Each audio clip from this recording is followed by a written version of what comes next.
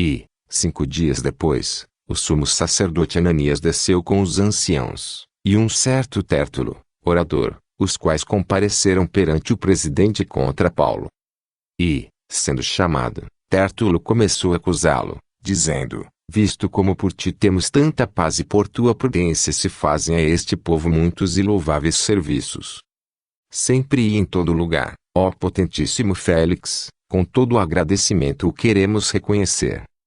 Mas, para que não te detenha muito, rogo-te que, conforme a tua equidade, nos ouças por pouco tempo. Temos achado que este homem é uma peste, e promotor de sedições entre todos os judeus, por todo o mundo, e o principal defensor da seita dos nazarenos. O qual intentou também profanar o templo, e nós o prendemos, e conforme a nossa lei o quisemos julgar. Mas, sobrevindo o tribuno Lísias, nulo tirou de entre as mãos com grande violência, mandando aos seus acusadores que viessem a ti, e dele tu mesmo, examinando-o, poderás entender tudo de que o acusamos. E também os judeus consentiam, dizendo serem estas coisas assim. Paulo, porém, fazendo-lhe o presidente sinal que falasse, respondeu: porque sei que já vai para muitos anos que desta nação é juiz, com tanto melhor ânimo respondo por mim.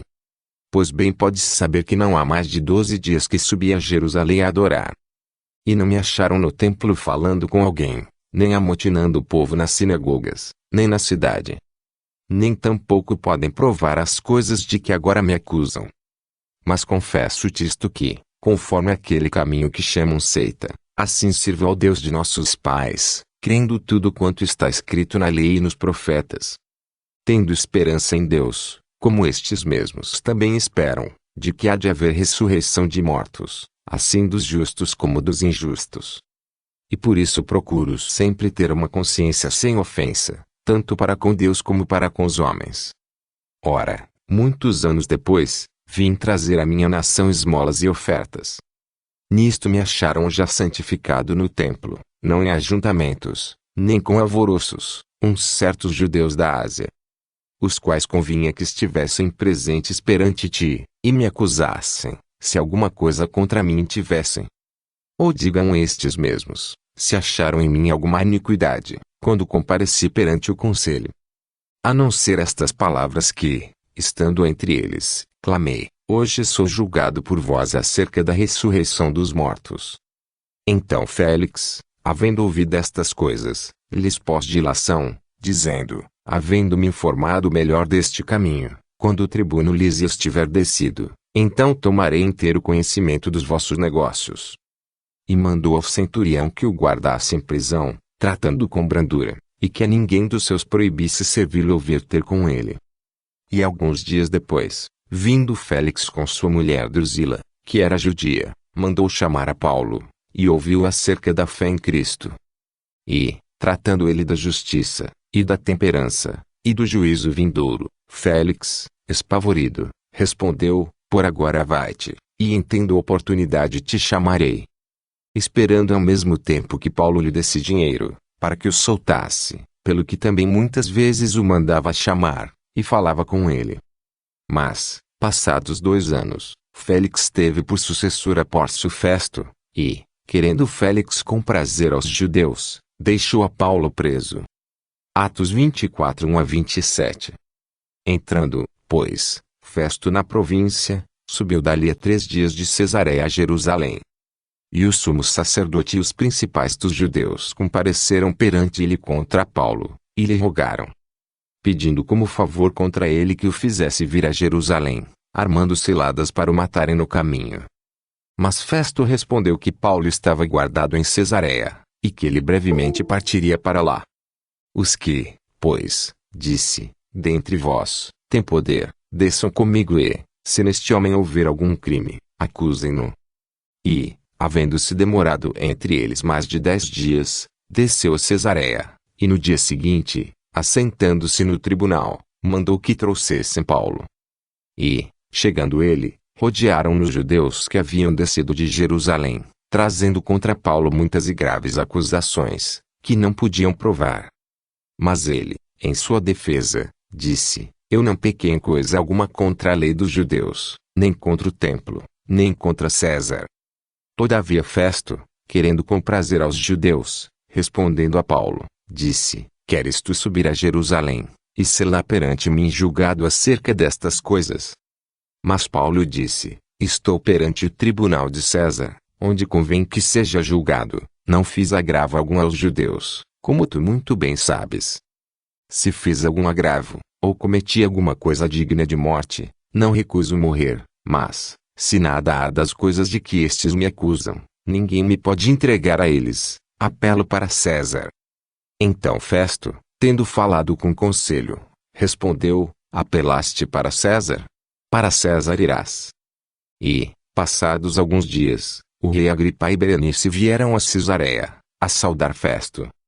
E, como ali ficassem muitos dias, Festo contou ao rei os negócios de Paulo, dizendo: Um certo homem foi deixado por Félix aqui preso, por cujo respeito os principais dos sacerdotes e os anciãos dos judeus, estando eu em Jerusalém, compareceram perante mim, pedindo sentença contra ele. Aos quais respondi não ser costume dos romanos entregar algum homem à morte, sem que o acusado tenha presentes os seus acusadores, e possa defender-se da acusação. De sorte que, chegando eles aqui juntos, no dia seguinte, sem fazer dilação alguma, assentado no tribunal, mandei que trouxessem um homem, acerca do qual, estando presentes os acusadores, nenhuma coisa apontaram daquelas que eu suspeitava. Tinham, porém, contra ele algumas questões acerca da sua superstição, e de um tal Jesus, morto, que Paulo afirmava viver. E, estando eu perplexo acerca da inquirição desta causa, disse se queria ir a Jerusalém, e lá ser julgado acerca destas coisas. E, apelando Paulo para que fosse reservado ao conhecimento de Augusto, mandei que o guardassem até que o envie a César. Então Agripa disse a Festo: Bem quisera eu também ouvir esse homem. E ele disse: Amanhã o virás. E, no dia seguinte, vindo Agripa e Berenice, com muito aparato, entraram no auditório com os tribunos e homens principais da cidade, sendo trazido Paulo por mandado de Festo. E Festo disse: Rei Agripa, e todos os senhores que estáis presentes conosco, aqui vedes um homem de quem toda a multidão dos judeus me tem falado, tanto em Jerusalém como aqui, clamando que não convém que viva mais. Mas, achando eu que nenhuma coisa digna de morte fizera, e apelando ele mesmo também para Augusto, tenho determinado enviar-lhe. Do qual não tenho coisa alguma certa que escreva ao meu senhor, e por isso perante vós o trouxe, principalmente perante ti, ó rei Agripa, para que, depois de interrogado, tenha alguma coisa que escrever. Porque me parece contra a razão enviar um preso, e não notificar contra ele as acusações. Atos 25, 1-27. Depois Agripa disse a Paulo: É permitido que te defendas. Então Paulo, estendendo a mão em sua defesa, respondeu: Tenho-me por feliz, ó rei Agripa, de que perante ti me haja hoje de defender de todas as coisas de que sou acusado pelos judeus. Mormente sabendo eu que tens conhecimento de todos os costumes e questões que há entre os judeus, por isso te rogo que me ouças com paciência. Quanto à minha vida, desde a mocidade, como decorreu desde o princípio entre os da minha nação, em Jerusalém, todos os judeus a conhecem. Sabendo de mim desde o princípio, se o quiserem testificar, que, conforme a mais severa seita da nossa religião, vive fariseu. E agora pela esperança da promessa que por Deus foi feita a nossos pais estou aqui e sou julgado. A qual as nossas 12 tribos esperam chegar, servindo a Deus continuamente, noite e dia. Por essa esperança, ó rei Agripa, eu sou acusado pelos judeus. Pois que julga-se coisa incrível entre vós que Deus ressuscite os mortos. Bem tinha eu imaginado que contra o nome de Jesus Nazareno devia eu praticar muitos atos. O que também fiz em Jerusalém. E, havendo recebido autorização dos principais dos sacerdotes, encerrei muitos dos santos nas prisões, e quando os matavam eu dava o meu voto contra eles.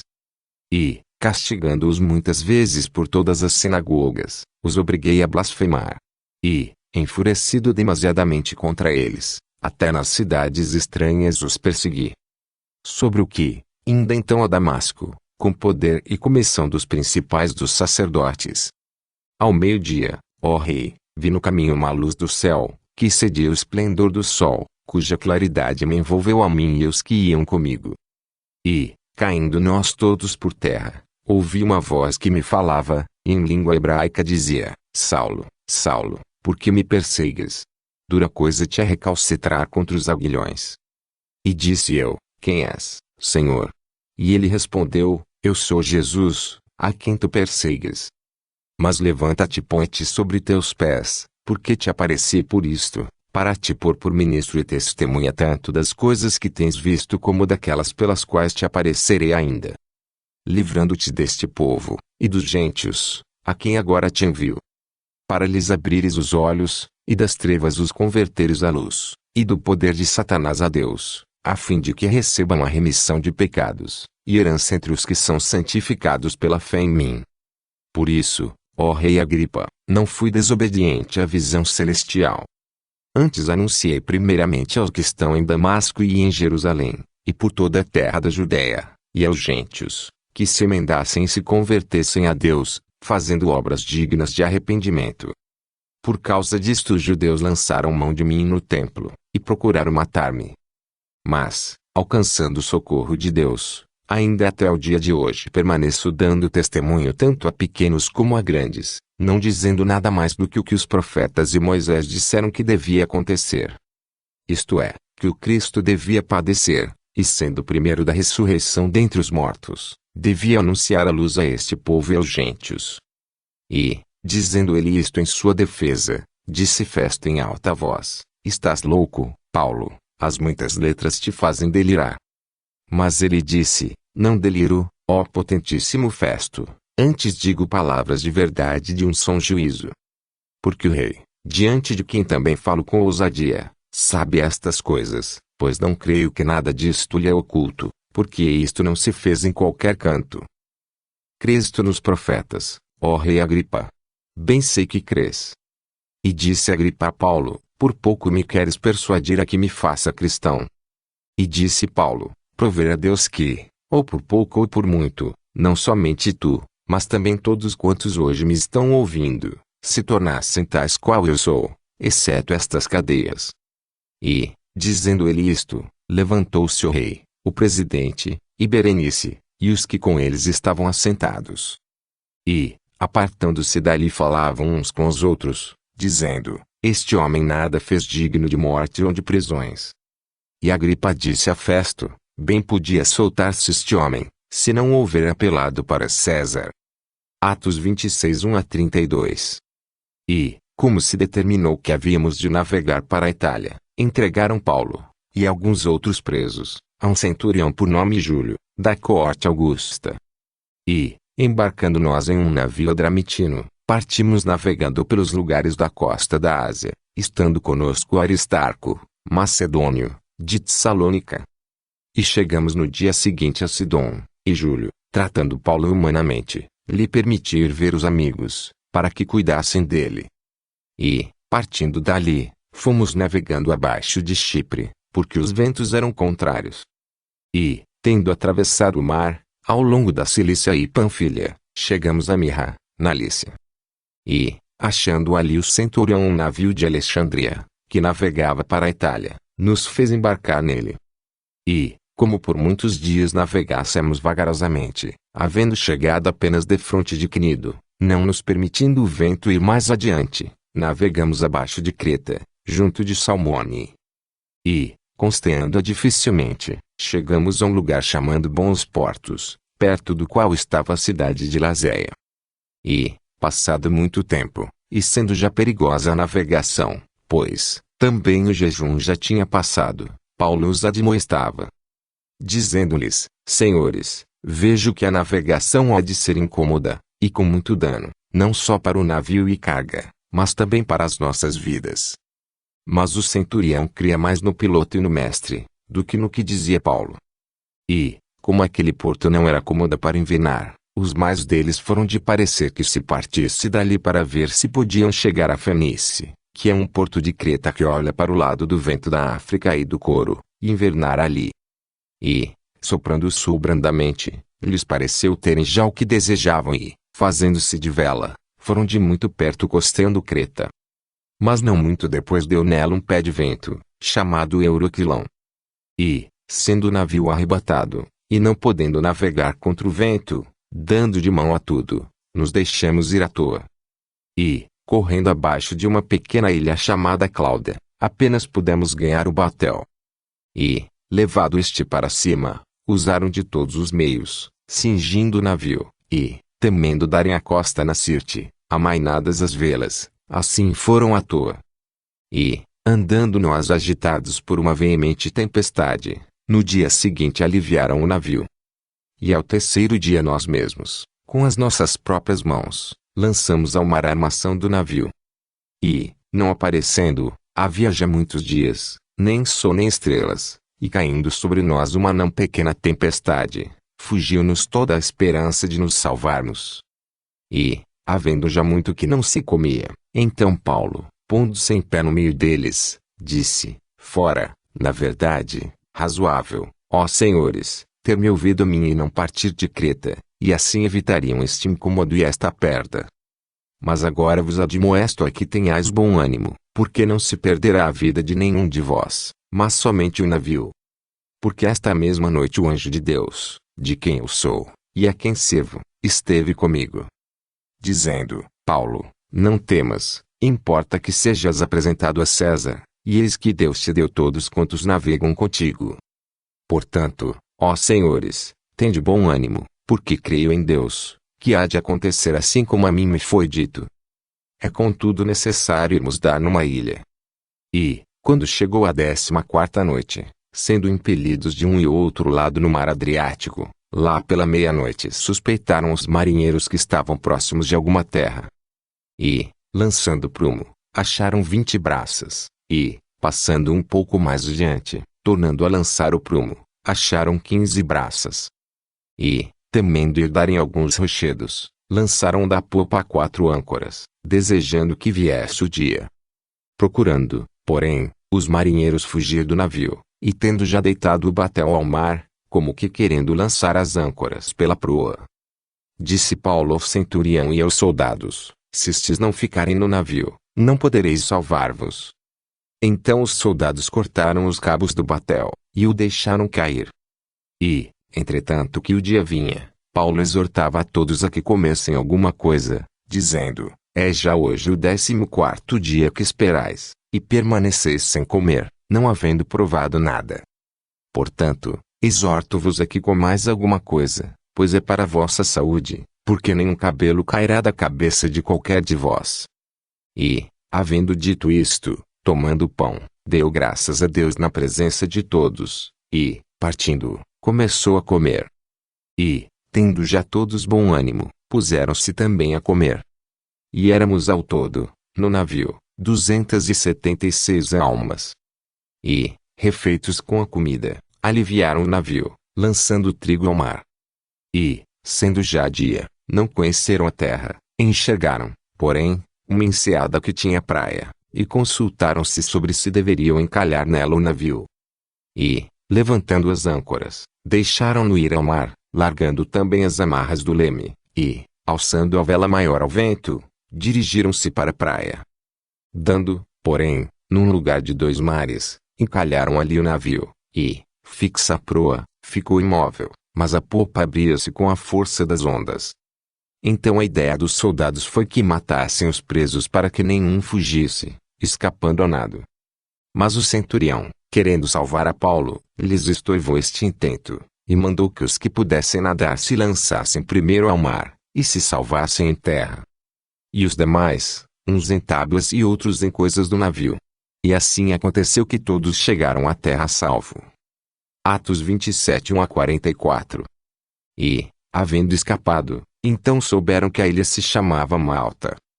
E os bárbaros usaram conosco de não pouca humanidade, porque, acendendo uma grande fogueira, nos recolheram a todos por causa da chuva que caía, e por causa do frio.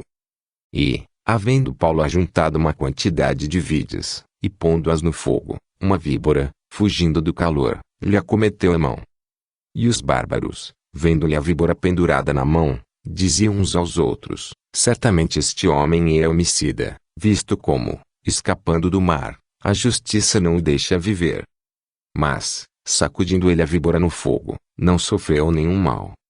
E eles esperavam que viesse a inchar ou cair morto de repente, mas tendo esperado já muito, e vendo que nenhum incômodo lhe sobrevinha, mudando de parecer, diziam que era um deus. E ali, próximo daquele lugar, havia umas herdades que pertenciam ao principal da ilha, por nome Públio, o qual nos recebeu e hospedou benignamente por 3 dias.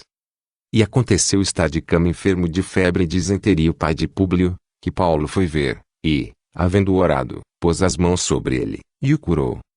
Feito, pois, isto, vieram também ter com ele os demais que na ilha tinham enfermidades, e sararam.